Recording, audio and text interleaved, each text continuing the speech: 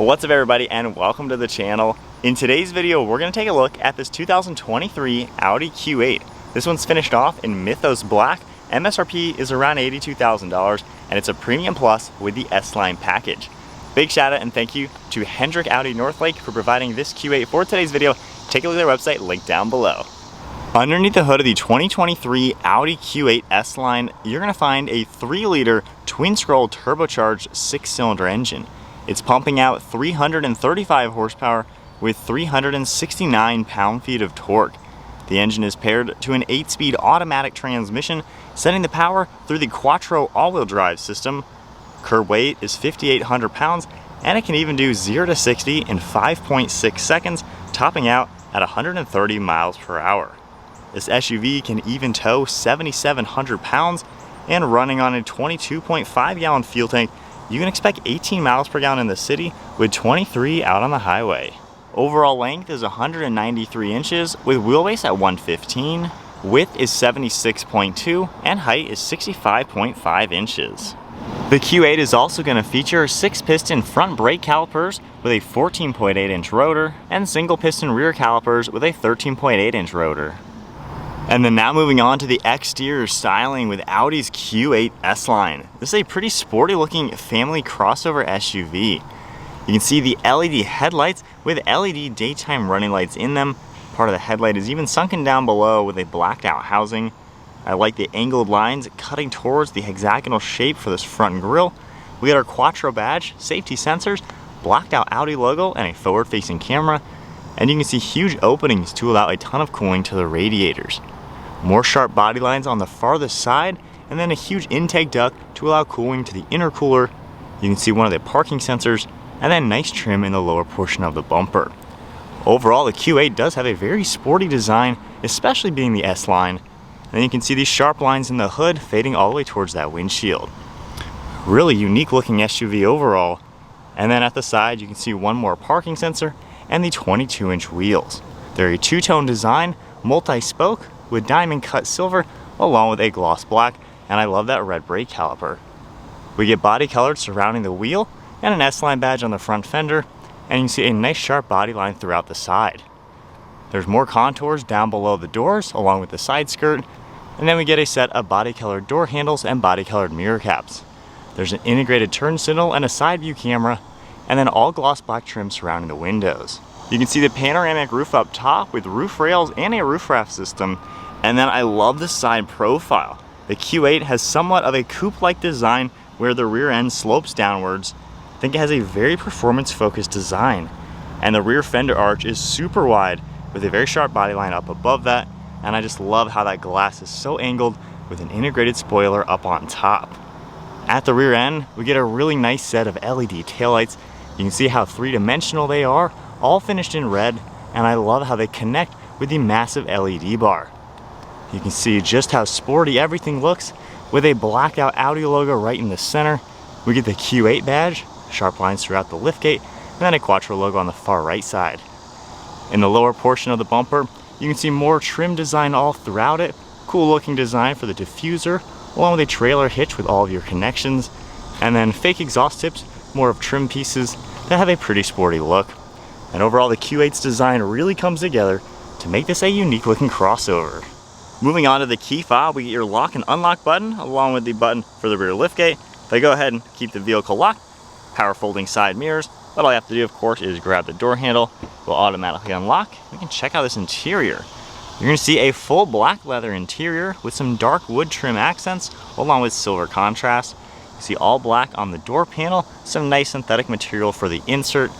We have a polished aluminum color for the release handle with this glossy dark wood trim. You can see memory seating, all of your window and mirror controls with a grab handle, pretty large storage area down below with a liftgate, and then of course Bang & Olufsen audio.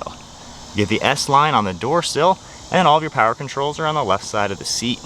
Nice smooth black leather with contrast stitching, and then you get the perforated leather all throughout the centers. Very nice and elegant seats, super comfortable looking already, and then a black leather round steering wheel with contrast stitching and silver trim. And then now inside the Q8, keeping my foot on the brake, we can go ahead and fire it up. All three screens are going to turn on. We can take a look at the center screen now. You can see the tach on the left side with your gear, and then a speedometer on the right side. Now throughout the center, you have some information that will come up that you can configure using these buttons on the left side of the steering wheel. So right now, if I just scroll up and down, you can see a lot of information within the car that's gonna come up, along with safety information. And then if I scroll left and right, you can see audio information, and any notes, and navigation. Now tapping the view icon, the virtual cockpit comes to life with a massive navigation screen. And of course, you can go back into all these same settings that you just saw and see everything that's within the car in a different screen. You can also see engine temperature and fuel on the far sides. And then taking a look at the steering wheel now, we also get controls on the right for Bluetooth and audio. You have paddle shifters, they stock for the windshield wipers, turn signals are on the left, and then we have our cruise control stock down below. To the left of the steering wheel, we have some of the headlight controls, along with more of that dark wood trim.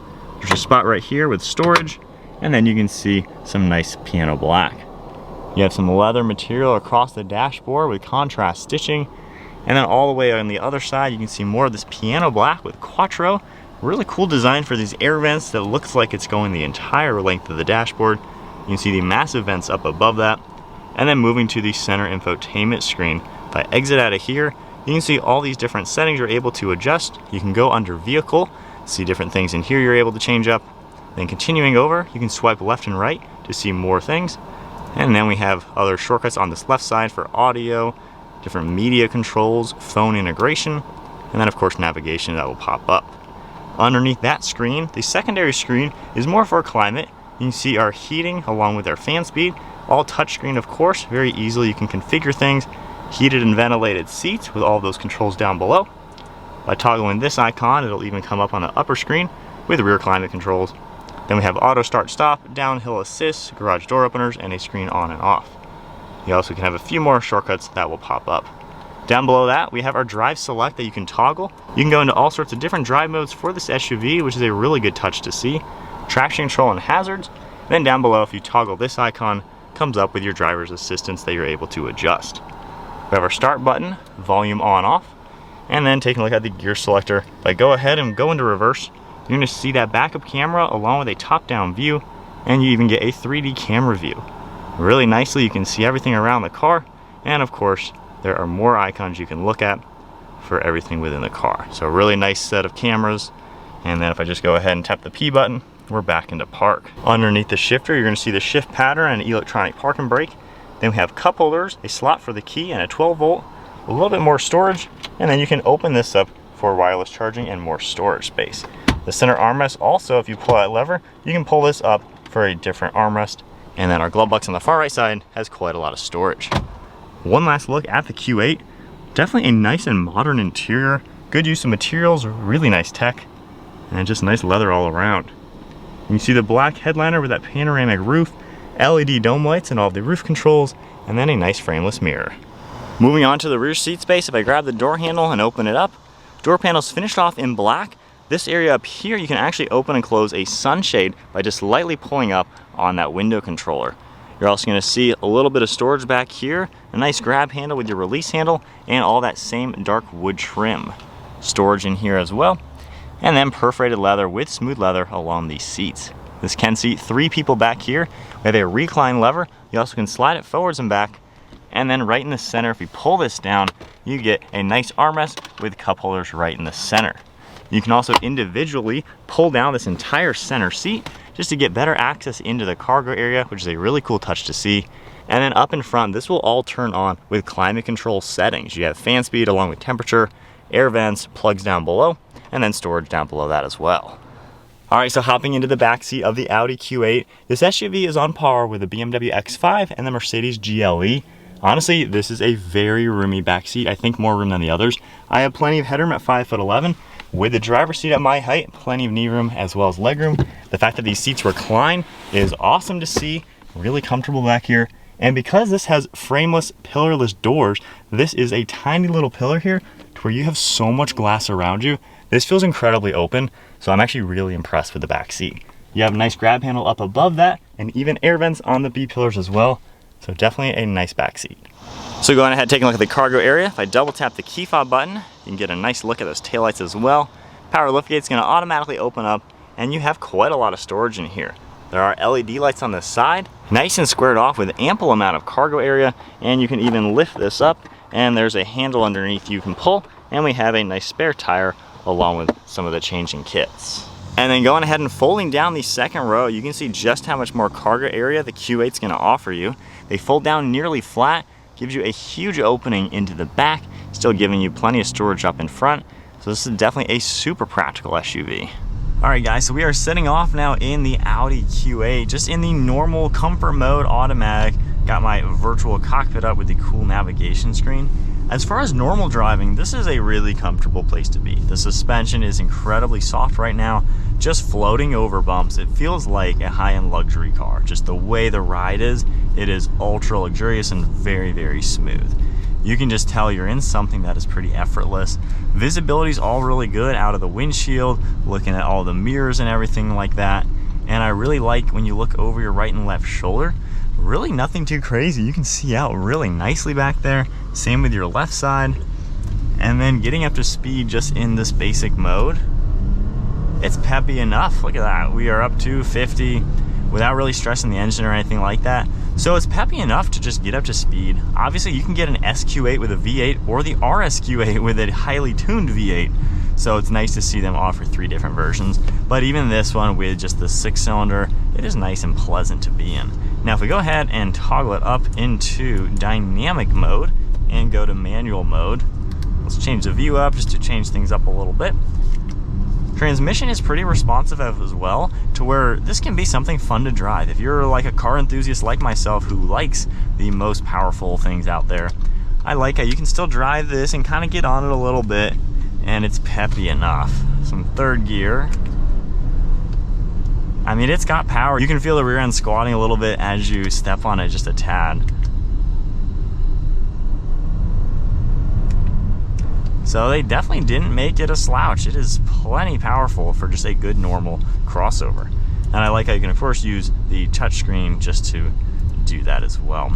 But as far as normal driving, you know, the seats are really comfortable, of course heated and ventilated, so it's nice on a hot day.